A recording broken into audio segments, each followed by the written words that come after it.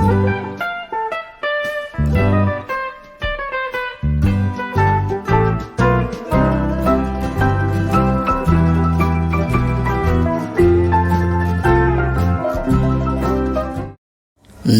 सभी को, मैं मत्तू केवट। मैं आज आपको इस वीडियो के माध्यम से नस सराव परीक्षा कक्षा तीसरी देखिए भाषा का प्रश्न पत्र है। तो इसमें प्रश्न किस तरह से आते हैं, गद्यांशों को ध्यानपूर्वक पढ़कर प्रश्नों के उत्तर दीजिए।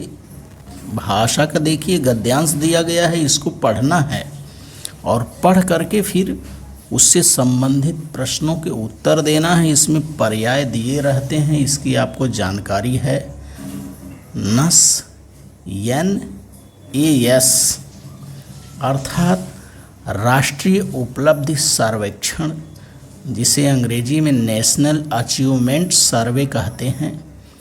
यह परीक्षा जो है राष्ट्रीय स्तर पर सभी राज्यों और केंद्र शासित प्रदेशों में कक्षा तीसरी, कक्षा पाँचवीं और कक्षा आठवीं तथा 10वीं में अध्ययनरत विद्यार्थियों की संप्राप्ति स्तर के मापन के लिए यह परीक्षा होती है। इसकी जानकारी आपको है। राज्य स्तर पर परीक्षा का आयोजन CBSE के समन्वय से किया जाता है। तो कक्षा तीसरी में देखिए, कक्षा तीसरी और पाँचवीं में पर्यावरण अध्ययन, हिंदी और गणित की परीक्षा होती है। कक्षा 8 में हिंदी, गणित, विज्ञान और सामाजिक विज्ञान की परीक्षा होती है तथा 10वीं में हिंदी, गणित, विज्ञान, सामाजिक विज्ञान तथा अंग्रेजी की परीक्षा होती है। तो इस तरह से प्रश्न पत्रों की जानकारी मैंने आपको संक्षिप्त में दिया। और NAS अर्थात नेशनल अचीवमेंट सर्वे, जिसे हिंदी में राष्ट्रीय उपलब्धि सर्वेक्षण कहते हैं। तो भाषा का पेपर है देखिए भाषा में, और इसके अंतर्गत देखिए व्याकरण में विलोम शब्द, पर्यायवाची वाक्य प्रयोग, वाक्यांश का उपयोग, आलेख और गद्य दिए रहते हैं। तो कक्षा तीसरी देखिए, यह गद्यांश को ध्यानपूर्वक पढ़ना है, जिसका वाचन मैं कर रहा हूँ। बत्तखों की चोंच चौड़ी होती है, जिससे वे आसानी से कीड़े उठा सकती हैं। उनके पैरों की अंगुलियां भी एक झिल्ली द्वारा जुड़ी होती हैं। इस तरह से इनके पैर तैरते समय चप्पू जैसा काम करते हैं। मादा बत्तख, ये डबल ता नहीं रहेगा यहाँ, मादा बत्तख अपना घोंसला तालाब के किनारे घास में बनाती है। यह घोंसला कम गहरा होता है, इसी में वह अपने अंडे देती है, जो हल्के नीले रंग के होते हैं। तो बच्चों, ये गद्यांश दिया गया है और इससे संबंधित नीचे प्रश्न दिए गए हैं। उन प्रश्नों में देखिए 4 पर्याय दिए गए हैं, उसमें से कोई एक उत्तर जो है वो सही होगा। तो उस सही उत्तर को हमें क्या करना है, खोजना है। इस गद्यांश में से हमें सही उत्तर प्राप्त हो जाएगा। तो पहला प्रश्न है देखिए, बत्तख के पैरों की अंगुलियां किससे जुड़ी होती हैं? तो 4 पर्याय है क, ख, ग और घा। तो पहला पर्याय क है रस्सी से, दूसरा है झिल्ली से, तीसरा है घास से और चौथा है टहनी से। तो आपने ध्यान से पढ़ा कि इसमें जो है ये खा जो है झिल्ली से, अर्थात ये खा जो है ये पर्याय हमारा इसमें सही उत्तर है। तो हमें क्या करना रहता है, उत्तर पत्रिका में सिर्फ उसका क्रमांक या लिखना रहता है। तो इसमें ये झिल्ली से जो है ये उत्तर सही है, अर्थात इसका खा पर्याय जो है ये इस खा वाला पर्याय सही उत्तर है। इसको ऐसा गोल करना रहता है जैसा कि उत्तर पत्रिका में दिया रहता है। प्रश्न दूसरा देखिए है, बत्तखों की चोंच होती है। आपने ध्यान से पढ़ा, पहला ही वाक्य है बत्तख की चोंच चौड़ी होती है। तो का है देखिए चौड़ी, खा है लंबी, ग है मोटी और घा है पतली। तो इसमें से जो ये पहला पर्याय है का वाला जो है, एक का पर्याय जो है ये सही उत्तर है। चौड़ी होती है, ये सही उत्तर इसका यही है। इस तरह से हमको इसमें सही उत्तर प्राप्त हो गया। और ये ध्यान से हमें क्या करना रहता है, लिखना रहता है।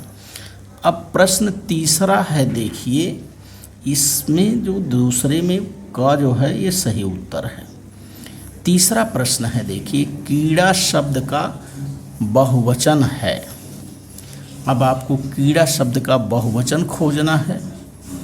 तो कीड़ा का बहुवचन मकोड़ा, देखिए पहला पर्याय मकोड़ा है, क खा जो है कीड़े है, गा पे कठफोड़वा है और घा पे कीड़ी है।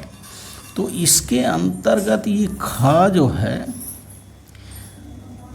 खा वाला पर्याय जो है ये सही उत्तर है। कीड़ा का बहुवचन जो है वो कीड़े होगा। तो इस तरह से इसका ये खा उत्तर हमें मिल गया। चौथा देखिए, तालाब शब्द के समान अर्थ वाला शब्द क्या है, खोजना है। क देखिए पहला है क सरोवर, ख देखिए समुद्र है, ग नदी है और घा पर कुआं है। तो तालाब का मतलब सरोवर होता है। तो इसका उत्तर आपको क यहाँ मिल रहा है। पहला पर्याय जो है सरोवर है, ये उत्तर इसका सही उत्तर है। उत्तर पत्रिका में आपको इसका पर्याय क्रमांक लिखना रहता है या गोल करना रहता है। अगला प्रश्न है देखिए पांचवा, बत्तख के अंडे किस रंग के होते हैं। आपने पढ़ा उसको। का पर्याय है पहला लाल, ख है पीला, गा है हल्के नीले और घा है काला। तो आपने अंत में पढ़ा कि जो हल्के नीले रंग के होते हैं, तो इसका उत्तर होगा बच्चों ये गा वाला पर्याय सही उत्तर है। हल्के नीले रंग के होते हैं। बत्तख के अंडे जो हैं वो हल्के और नीले रंग के होते हैं।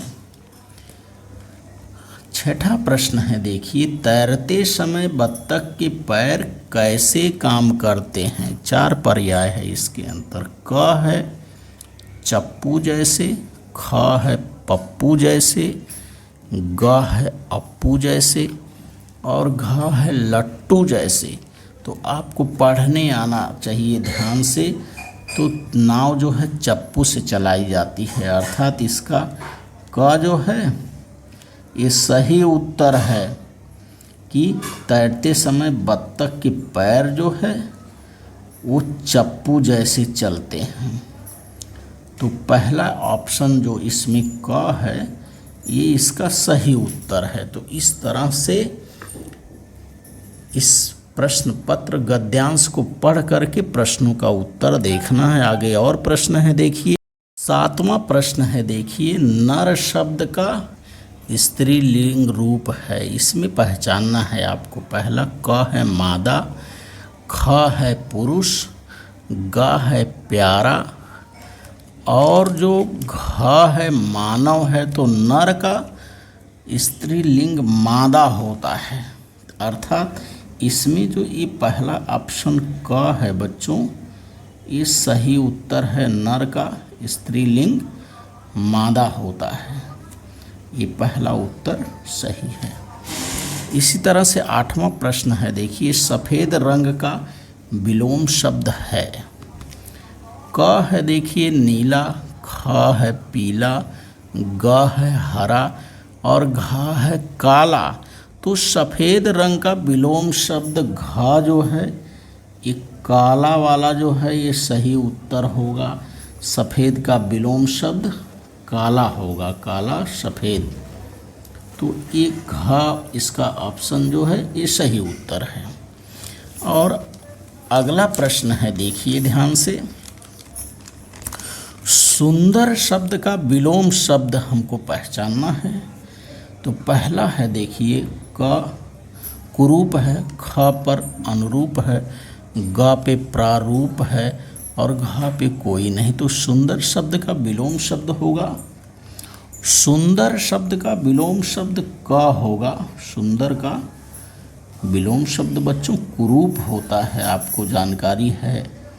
तो इसमें जो है ये पहला ऑप्शन जो ये है ये सही उत्तर है। और 10वां प्रश्न है, देखिए, पालतू बत्तख कौन से रंग की होती है? तो आपको बत्तख के कलर हैं, पहला ऑप्शन है क में सफ़ेद भूरे, ख में नीले पीले, ग में लाल काले और घा में पीले हरे। तो आपको इसको जानकारी है, आपने बत्तख देखा है कि बत्तख अक्सर क्या है, सफ़ेद और भूरे रंग की ही होती हैं। तो इस प्रश्न का भी उत्तर आपको का ही उत्तर इसका होता है कि बत्तख जो है, पालतू बत्तख जो हैं वो सफ़ेद और भूरे रंग के होते हैं। तो इस तरह से आपको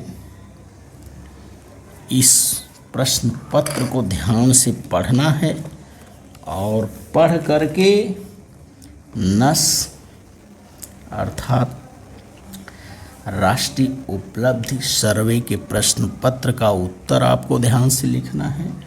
तो इस वीडियो के माध्यम से आप कक्षा 3 विषय भाषा के प्रश्न पत्र का वाचन करिए, लेखन करिए, श्रवण करिए।